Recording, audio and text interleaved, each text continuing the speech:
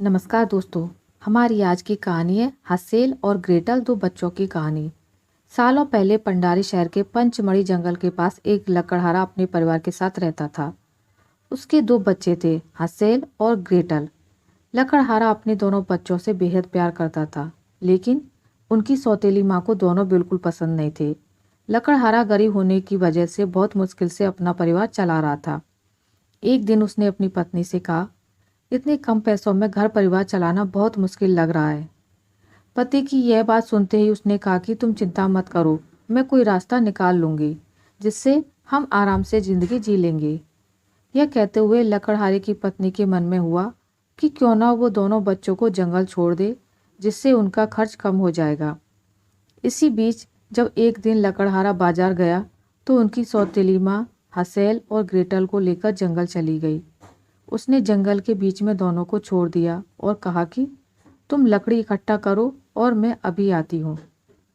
इतना कहकर वह तेजी से अपने घर चली गई। कुछ समय बाद जब शाम हुई और दोनों बच्चे परेशान होने लगे, ग्रेटल डर के मारे रोने लगी, लेकिन हसेल ने उसे चुप कराया और कुछ देर इंतजार करने को कहा। जैसे ही चांद निकला तो हसेल और ग्रेटल दोनों जंगल से घर की ओर चलने लगे।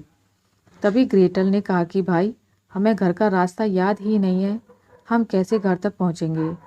तभी हसेल ने बताया कि सुबह घर से आते समय वो रास्ते में चमकीले पत्थर फेंकता हुआ आया था, अब वो उन्हें घर तक पहुंचाएंगे। कुछ ही देर में चांद की रोशनी में वो पत्थर चमकने लगे और दोनों उनकी मदद से घर पहुंच गए। दोनों को घर के दरवाजे पर देखकर उनकी माँ को बहुत गुस्सा आया। अगले दिन फिर वो उन दोनों को जंगल लेकर जाती है। इस बार उनकी माँ उन्हें बहुत घने जंगल में छोड़ देती है। वह बच्चों को दोबारा लकड़ी इकट्ठा करने को कहती है और खुद सीधे अपने घर चली जाती है। एक बार फिर घने जंगल में हसेल और ग्रेटल परेशान हो जाते हैं। भूख शांत करने के लिए वो जंगल से कुछ फल तोड़कर खा लेते हैं। उसके बाद चांद निकलते ही घर ढूंढने के लिए दोनों निकल पड़ते हैं। 2 दिन तक वो घर ढूंढते ढूंढते थक जाते हैं, लेकिन घर नहीं मिलता। साथ ही वो और घने जंगल में चले जाते हैं। तभी उन्हें एक चिड़िया की आवाज़ सुनाई देती है। वो उस आवाज़ को सुनते सुनते आगे बढ़ते हैं। चलते चलते उन्हें चॉकलेट से बना एक घर दिखाई देता है। वो दोनों उस घर में जाकर भरपेट चॉकलेट और केक खाते हैं। शाम होते ही उस घर का दरवाज़ा खुलता है और वहाँ एक बूढ़ी महिला आती है। बूढ़ी महिला बच्चों को बड़े प्यार से एक कमरे में सुला देती है। जैसे ही बच्चे सो जाते हैं तो वह महिला हसेल को बंदी बना लेती है। वो हसेल को एक पिंजरे में बंद करके रखती है और ग्रेटल को घर का काम करने के लिए खुला छोड़ देती है। कुछ दिनों तक ग्रेटल घर का काम करती रही और हसेल पिंजरे में भूखा बंद रहा। तभी महिला ने एक दिन हसेल को पिंजरे में भरपेट खाना खाने को दिया और उसे बताया कि वो कल उसको खा जाएगी। दरअसल वह एक भूतनी थी जिसने बच्चों को फंसाने के लिए चॉकलेट का घर बनाया था।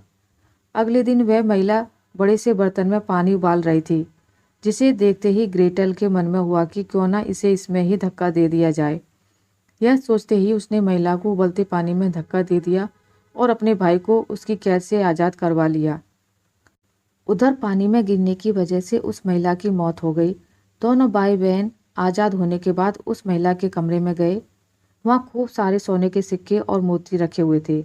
हसेल और ग्रेटल अपनी जेब में कुछ सिक्के और मोती रख लेते हैं और फिर अपना घर ढूंढने के लिए निकल जाते हैं। चलते चलते उन्हें एक जाना पहचाना रास्ता दिखता है और वो उस पर 2 घंटे तक आगे बढ़ते हैं। तभी चांद निकल आता है और हसेल द्वारा पहली बार जंगल आते हुए फेंके गए चमकीले पत्थर चमकने लगते हैं। दोनों उन पत्थरों की मदद से घर पहुंच जाते हैं। दोनों बच्चों को घर में देखते ही उनके पिता बहुत खुश होते हैं। हसेल और ग्रेटल को वो गले लगा लेते हैं। इसी दौरान वो उनकी जेब में सोने के सिक्के और बेशकीमती मोती देख लेते हैं। तभी बच्चे पूरी कहानी सुनाते हैं और पिता को दोबारा गले लगा लेते हैं। उधर उनकी सौतेली माँ अपने व्यवहार के लिए बच्चों से माफ़ी मांगती है और सब खुशी खुशी साथ रहने लगते हैं। मुसीबत में घबराने की जगह हिम्मत से काम लेना चाहिए। कोशिश करने वालों की कभी हार नहीं होती है और हिम्मत रखने वाले हर मुश्किल से निकलकर रास्ता ढूंढ लेते हैं। आशा करती हूँ आपको मेरी आज की कहानी अच्छी लगी होगी। अगर आपको मेरी कहानी अच्छी लगी है तो इसे लाइक करें, ज़्यादा से ज़्यादा शेयर करें और अगर आप मेरे चैनल पर नए हैं तो इसे सब्सक्राइब करना ना भूलें। मिलते हैं एक नई कहानी के साथ, तब तक के लिए नमस्कार।